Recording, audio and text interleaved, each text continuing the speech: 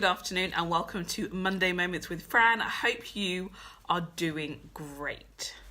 Several years ago, I went on a course, and it was about the relationship between childcare practitioners and parents. And we did this activity where, you had to role play. So we had somebody who was the parent and somebody who was going to be, let's say, the after school club manager or the school secretary or somebody who worked in that arena. And so the role play pretty much was, the person from the school says to the parent, "Oh, I need to have a word with you." It was a line as simple as that. Or the alternative was, we need to have a meeting, we need to talk.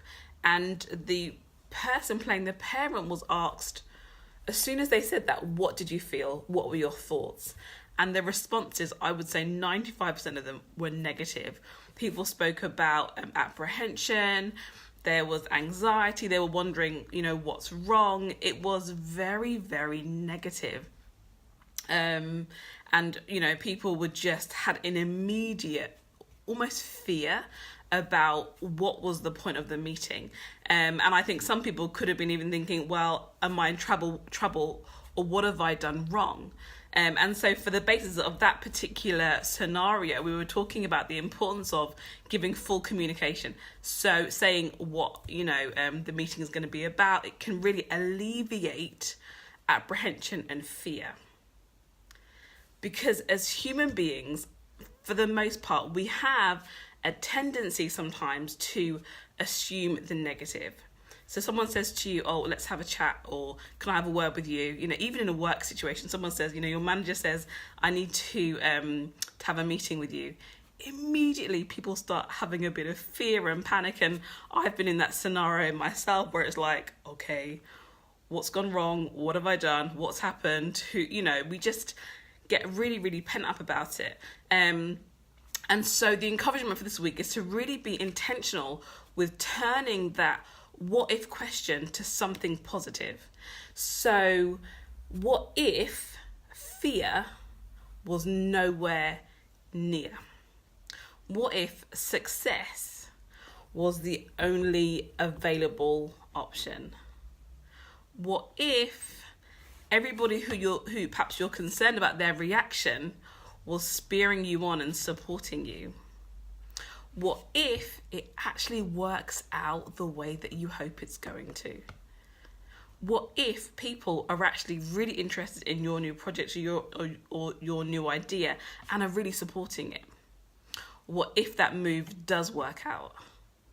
Rather than consistently thinking the worst, and I speak to myself as I encourage you. I genuinely encourage myself because I can be a little bit dramatic at times and kind of have this, where I role play out the worst case scenario, like this is going to happen and then that's going to happen. And, we have to learn to really take command of our thought life and take command of our emotions and get them in check, absolutely using the word of God and get them in line with truth. But also we have to consider that things could be better than you ever anticipated.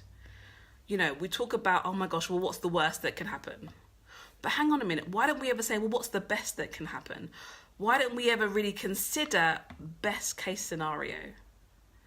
And so this week, as we go through our day, whether it be stuff with our family, our health, our business, work, finances, whatever, I want you to think best case scenario.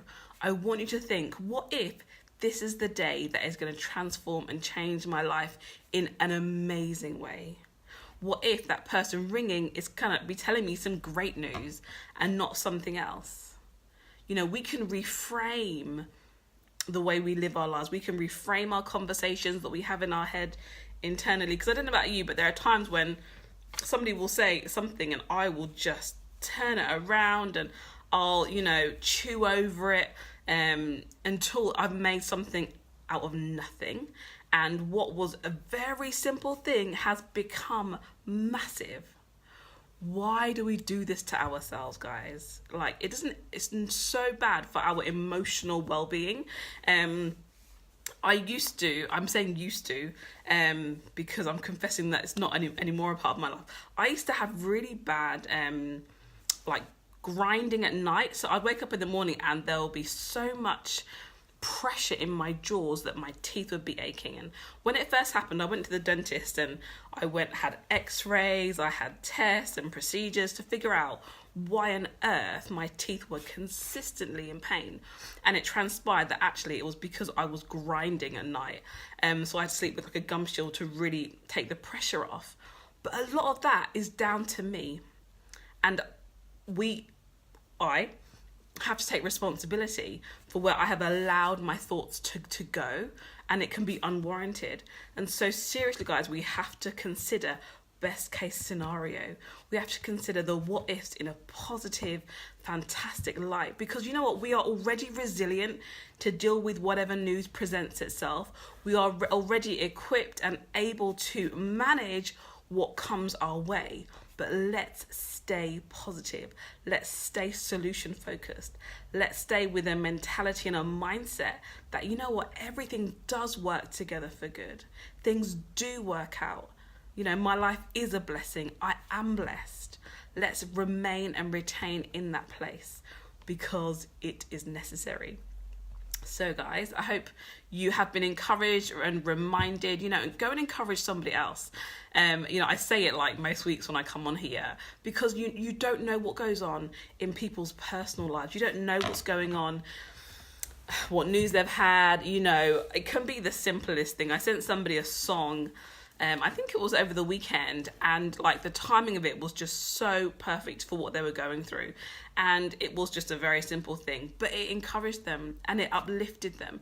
And so each and every one of us have got that ability. So please do go and encourage somebody else. And I know that you are going to have a fantastic week. So be blessed and enjoy it. I shall see you next week.